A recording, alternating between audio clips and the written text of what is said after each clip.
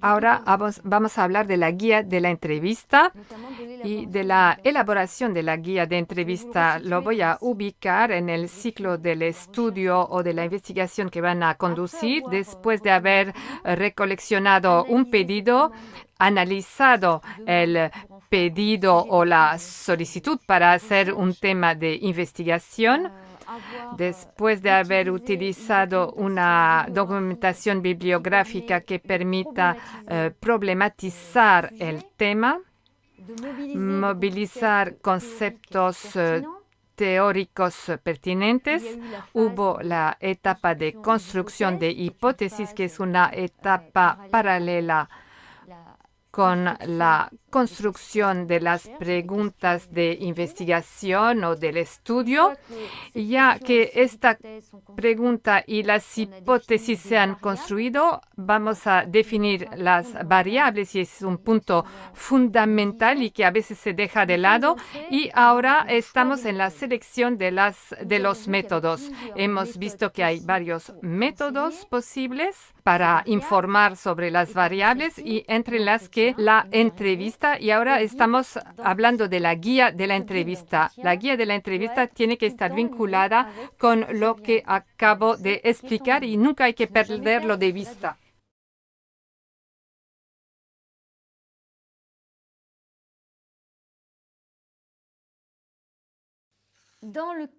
En el marco de entrevistas semidirectivas hemos dicho que estamos en una etapa de exploración y se trata antes que todo de aspectos cualitativos. Si se trata de entender, por ejemplo, una comida, cómo se organiza la comida, ver lo que hay en la mesa, por supuesto que tenemos que entender si se trata de platos, de copas, de cubiertos antes de poder contarlos. Parece muy evidente decirlo, pero hay que ubicarse en sus propios trabajos o proyectarse en trabajos que están enfocando y van a ver que estamos muy a menudo contando las cosas sin haber cualificándolos.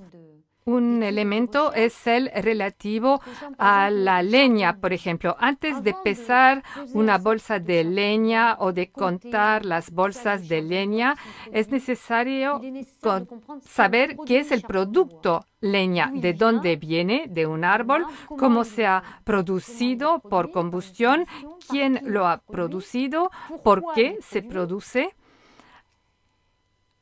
Antes de conocer a qué precio se va a vender el peso de la bolsa, habrá que pesar las bolsas varias veces o preguntar a la persona cuánto pesa y eventualmente tener una triangulación contando el número de camiones que pasan transportando X bolsas de leña. Habrá que entender lo que es el producto, a qué sirve y lo que representa para los distintos actores. Es decir, que se trata de conocer el objeto, de cualificarlo antes de cuantificarlo. Es la diferencia entre lo cualitativo y lo cuantitativo.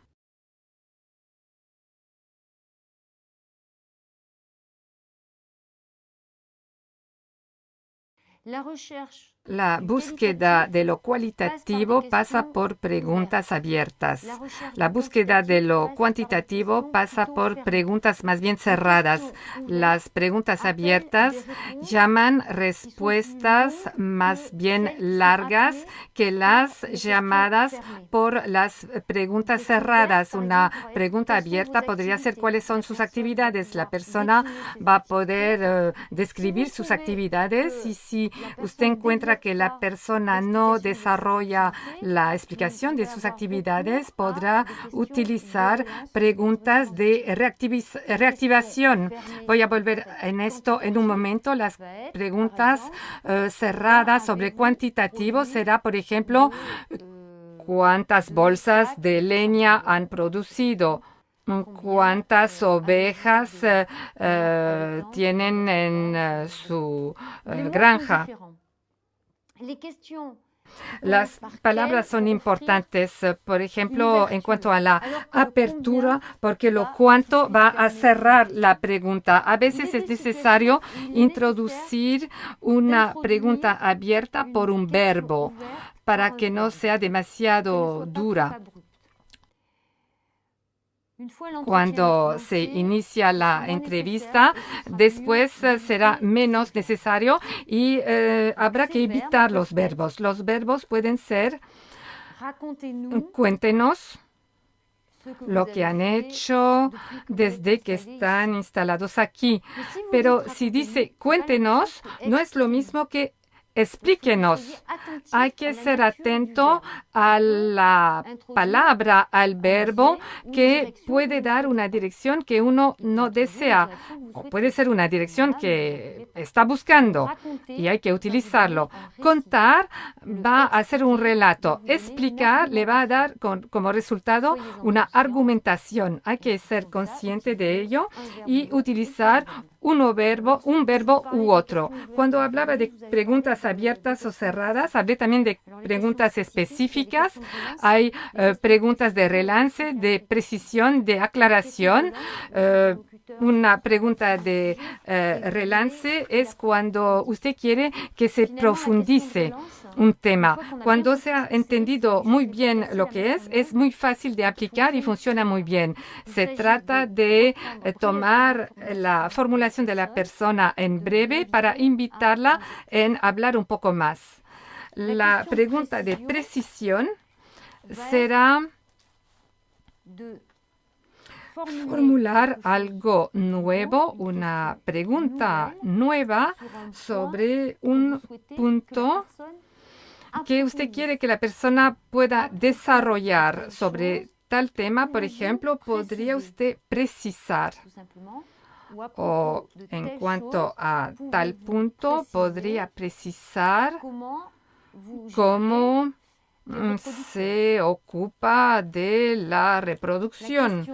La pregunta de aclaración siempre lleva sobre algo que no ha entendido y basta con decir: no he entendido tal punto, ¿podría explicármelo? En la guía de entrevista se trata de trabajar sobre la adaptación del vocabulario. Lo que tenemos en la cabeza, lo que está claro para nosotros, a lo mejor no es claro para el otro. El otro tiene otra cultura y se trata de adaptar su propio vocabulario a esa cultura, aun si se queda en su propio idioma. Yo, como francesa, si me voy a entrevistar con agricultores franceses, alcaldes franceses, responsables de asociaciones, no voy a utilizar el mismo vocabulario para una persona u para otra. Voy a hacer una traducción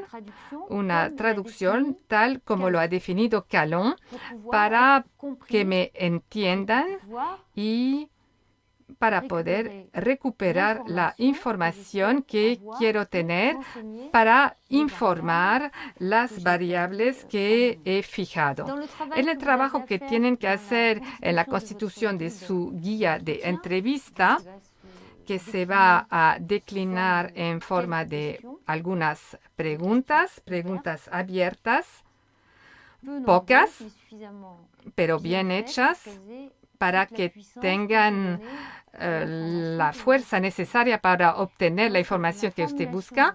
Y en la formulación de esas preguntas va a utilizar una formulación personal en la forma en la que se dirige a su interlocutor, es decir, utilizando un pronombre usted y no una forma impersonal. Usted va a decir cuáles son sus actividades.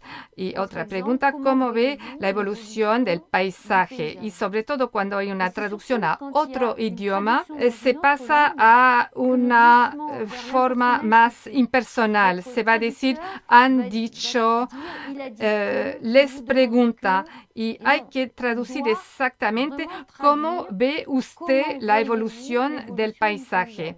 El paso por la traducción muy a menudo pasa por una forma impersonal y es una lástima. El traductor tiene que traducir directamente dirigiéndose a su interlocutor.